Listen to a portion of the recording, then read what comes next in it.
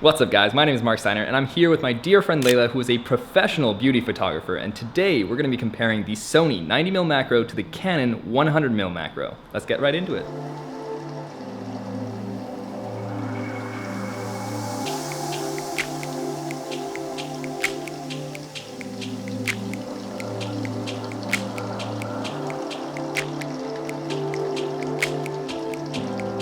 Fake your name for the camera. Hi, I'm Erica Honing. Hi, I'm Anahita, beautiful, aka Persia MUA. We got the beautiful makeup artist, our beautiful model for today, and yeah, we're gonna kill it.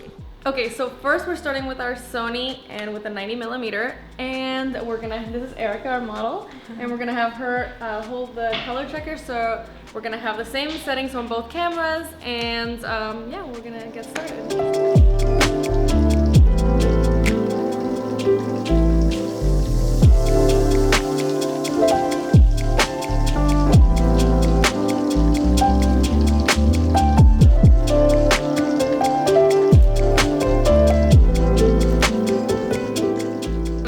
Test the Canon with the 100mm lens, and again we're gonna test the color, so we're gonna use the same settings and the color checker so we can compare the colors, because everybody talks about how different the colors are between the two. So we're gonna test, right? And then we're gonna see how close up I can get to her lips, or her eyes, so we can see if it struggles to focus like the Sony did a little bit. So we'll see.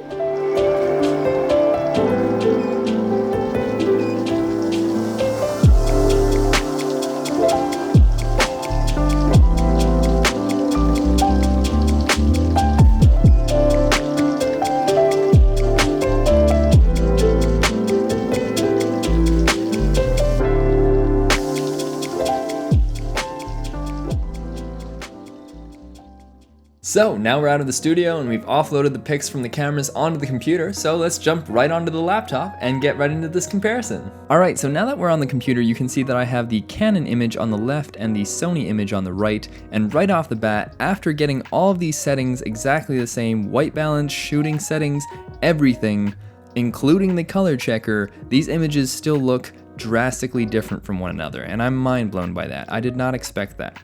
So the image on the left, the Canon image, we can see that it has a much brighter, a little bit more yellow skin tone, looks a little bit more like that beauty, fine beauty kind of stuff going on, very bright and airy and beautiful. Whereas the Sony, in my mind, looks a little bit darker, a little bit more magenta, a little bit more true to life, but I don't know why they came out so different when everything is the same. That blows my mind. The second thing I'm going to notice is when we zoom in here, we're gonna zoom in way more.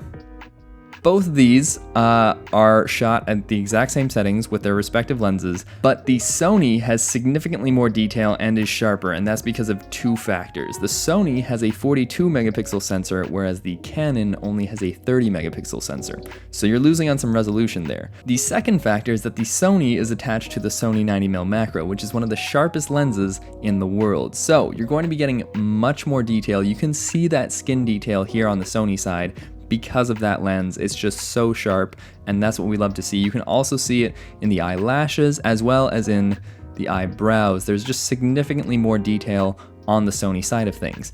However, for beauty, although you want a lot of detail, when you have that much detail, that means that you're going to have to do that much more skin retouching in post, which can add up significantly, especially if someone doesn't have good skin. If they do have good skin, you're still adding more time to it, but if they don't have good skin, you really don't want that much detail in the photo, because that's going to take hours and hours of your time to fix in post. The next biggest thing I noticed between the Canon and the Sony is the changes of color in the hand. On the Canon side, it looks very natural, the fall off looks about right, and it stays in color with the rest of the image. Whereas on the Sony side of things, the hand turns into this like shadowy magenta kind of mess, and I don't know why that occurs. And this has happened to a lot of my images in the past, and you can work around it, but it does take more time when you're editing. Why there's such a big difference in the color in the hand, I do not know, but clearly Canon's color science works better here for that kind of thing, especially in the shadows, and I don't know why that happens with the hand. On to the second set of images. This set is of lips, which is a pretty common thing to do in beauty photography, and as you can actually see, if we zoom in all the way, the lips aren't the focal point of this image because we have these little bokeh balls around lips which show that it's out of focus. So I'm guessing that the actual focus point was with the teeth, which is why the focal plane is right around the top lip, as you can see on both of these, so it's right around here, which is really interesting. But I'm going to say once again that the Sony has this darker, more magenta look to it, whereas the Canon has this brighter, more yellow look to it. And I am surprised, however, is like everyone always talks about how Sony has a horrible highlight roll-off, but it seems as though they have a very similar highlight roll-off, which I'm very surprised about. But again, on the Canon, we seem to have this more even skin tone going on, whereas with the Sony, there seems to be a plethora of colors going on here, a lot of different shades of pink and magenta, and it's going on around the entire thing, whereas the Canon seems to be a little bit more uniform. Sure, there are a lot of different shades of the different colors, but the Canon does seem to have a more uniform color to its image compared to the Sony, which I'm very surprised about. Overall, if I had to post one of these photos right now without editing, I would probably say that the Canon image looks a little bit more appealing to me right out of the camera, and I would have to definitely do more work on the Sony. Both of these lenses and cameras perform very well when it comes to video autofocus, but when you're getting that close to your subject, I find autofocus to be highly unreliable if you want to nail your focus. I found the same to be true in my own testings of the Sony 90mm macro, with manual focus being necessary when you're within that 1:1 range. I think the thing that surprised me the most about this was that the fact that the cameras were set to the exact same settings, everything was exactly the same, completely level, and the images we got out of both cameras were still drastically different, and I was very surprised about that. And it's because those photos are so drastically different that I must hand it to Canon. Their color science is still better than Sony's, especially in a studio situation like that. The skin tones just look a little bit better, everything came out brighter, and the ease of use from Layla's perspective came down that she preferred the Canon because it made her life easier, not only for editing in post-production, but while shooting she noticed that the autofocus tended to work better on the Canon in super close focus situations. And that's something I can corroborate. When I was testing out the 90mm macro for myself, I found that at very close situations where you're nearing 1:1, the autofocus doesn't work very well and you have to switch into manual focus. And for me, I had no problem with that, but for a beauty photographer who's just trying to get pictures out using the flash in a studio setup, time is money.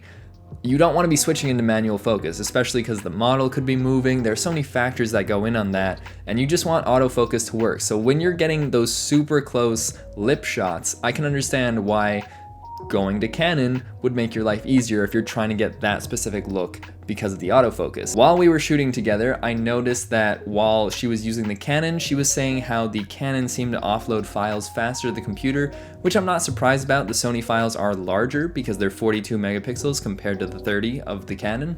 So that makes sense to me why they're offloading slower on the Sony. Layla also mentioned that while we were shooting, the 90mm macro would just kind of like throw itself out of focus and then come back into play, which could get annoying and slow down the entire production. And during my testing of the 90mm as well, it did seem to do this where it would just randomly go out of focus and then come back into focus like nothing was a big deal, and I can see why that would slow down your production while you're in a studio. Alright, so in conclusion, Layla, you have been a Sony shooter for almost exactly a year now, and you recently bought the 5D Mark IV A month ago. A month ago. You have been using the 5D Mark IV exclusively for that month. Yes. Can you explain why? So I always felt like I couldn't really get so close to my model with my Sony, and I feel like I can really do that with my Canon easily. I feel like it's faster. When it comes to tethering, it's way faster as well.